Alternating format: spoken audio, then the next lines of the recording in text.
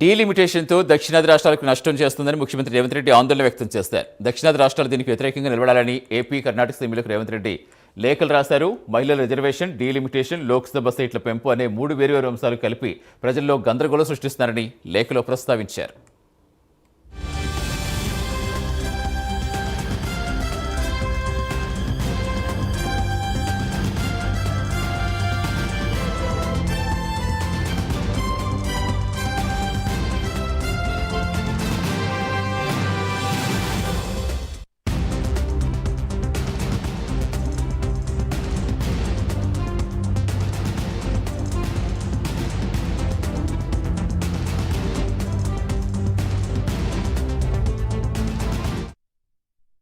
డీలిమిటేషన్తో దక్షిణాది రాష్ట్రాలకు నష్టం చేస్తోందని ముఖ్యమంత్రి రేవంత్ రెడ్డి ఆందోళన వ్యక్తం చేశారు.